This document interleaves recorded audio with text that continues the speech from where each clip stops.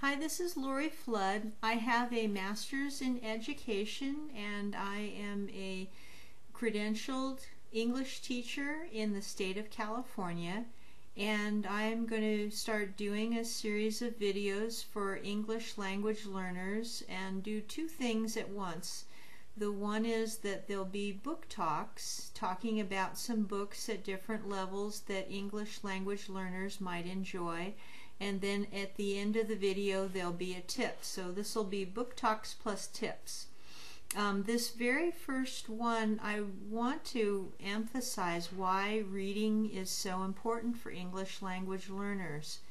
There's not this book that has every single usage rule out there. There's a lot of things that happen in English that are common usage.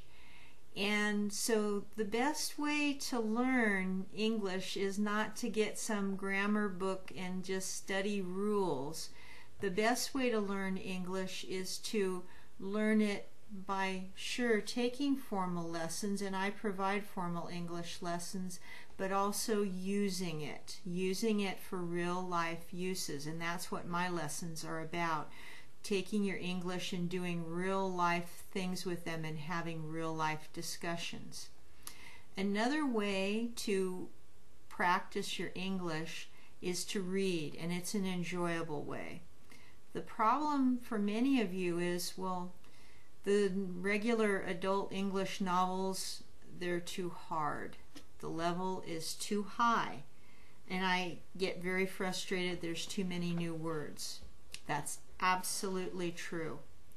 So what you need is books that are at your level of English right now, but that are interesting. Some of them may be children's books, but they're written in such a way to make adults be interested in reading them too. Those are the kind of books to choose. A book that's at your level in English with just a few new words on each page, so you're working on fluency in your reading and comprehending. And then at the end, when you've read, I always suggest take a moment and try to summarize what it is you read so you get that speaking practice. So here is what I have as a list of just a few, not very many. I'm just going to give a few books each time. I'm going to start with the probably second most popular level for my students, which is a reading level of 4, which would be for students that are at a higher intermediate level. So this is for an intermediate language learner that's at a higher level of being an intermediate language learner. I'm going to give you 3 books today. One set of books, you can buy a lot of these if you like them. They're very cheap on Amazon.com. They're called the Treasury of Illustrated Classics, and they're by a publisher named Modern Publishing. They have all of the major classic stories written at a lower level of English so that my high intermediates can read them very well and learn some new words on each page, which is a good level. You want it to be where you're learning a few new words on each page, but not too many. This particular story is an American classic written by one of the most famous American authors of all. It's set in Alaska, and the story is told through the eyes of a dog. So it's quite an interesting story. This dog is part dog, part wolf, and he encounters people and other dogs, and it's one of the most famous stories of all in America. So it's very interesting. If you like this and you like classic stories, you can also, from this same publisher, for about $6, $7 a book, buy books like by Frankenstein and read Frankenstein and Sherlock Holmes and books like that. Really classic stories that are very inexpensive and fun and interesting for an adult, because White Fang is a story that was primarily written for secondary students and adults. And at the same time, they'll get the lower reading level you need to practice your English and your usage. So there's one. Another one that is incredibly famous and is being read in universities across America and being read in English language learner classes is called The House on Mango Street. This particular one is the story of a girl. It's a coming-of-age story as she grows up in a very rough neighborhood, as I remember, in either Detroit or Chicago. And it's her story as an immigrant in America in a not great situation, how she, as a young girl growing into a young woman, adapts and copes with the problems that she's facing. This one is just acclaimed by everyone, and like I say, it's read in universities as well.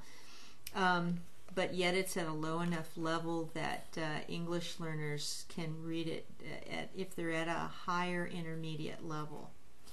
The last one, sorry that the title's in Spanish, because I do the same thing that I'm telling you to do. I read in Spanish to learn Spanish. I read these books in Spanish. This one is the story of this young girl that's an orphan growing up in the 1800s in America. Just before the time of the gold rush, she escapes from the cruel orphanage, and she goes to, she disguises herself as a boy, and she ends up getting a job and getting training as a stagecoach driver. So this is based on a real story. There was a real woman that had this life, and they based this story on her life. And she was, they believe, the first woman in America to be able to vote.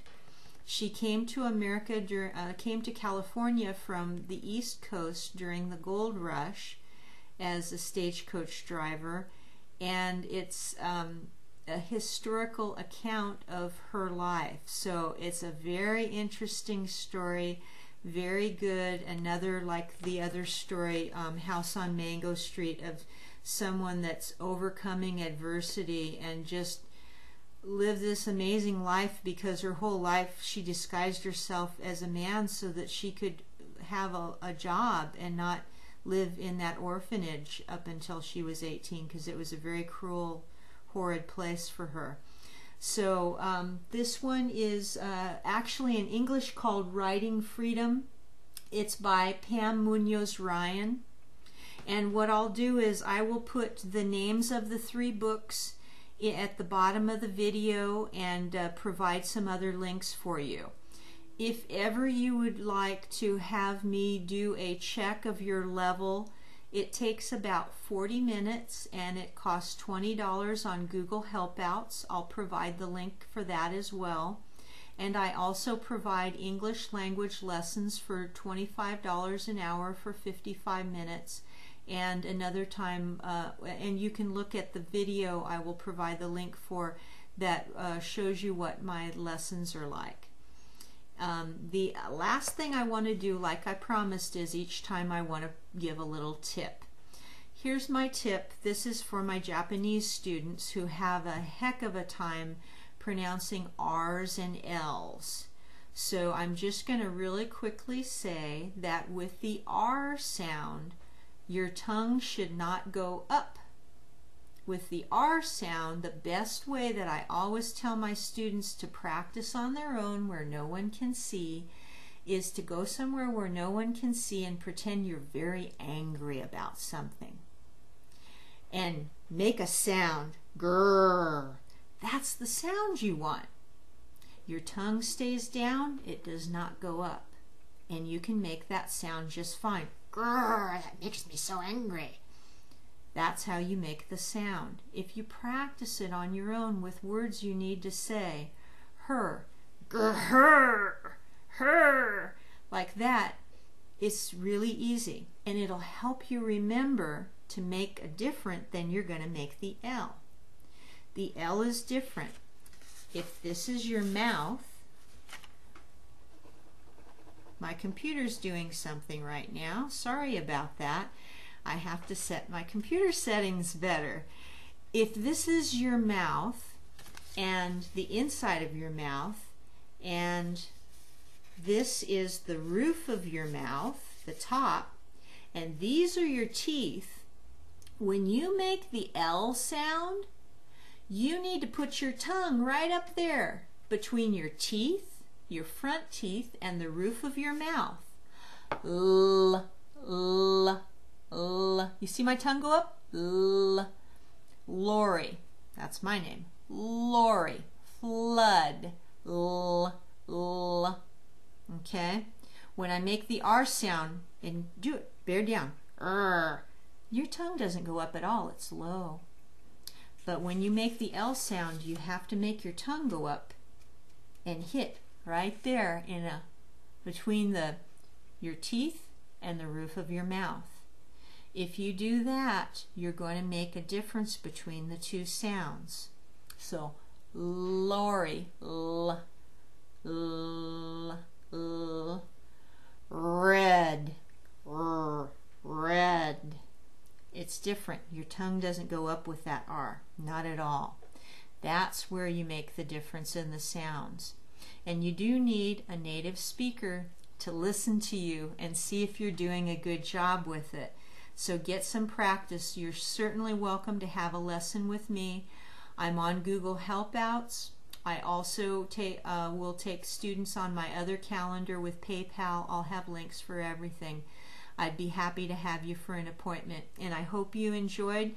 Next time around, we'll do some books for the level 3, which is the most popular level of all of all my students. I have many students at level 3. We'll talk about a few books at level 3, and we'll have another tip. Anyway, take care. Have a great day. Bye.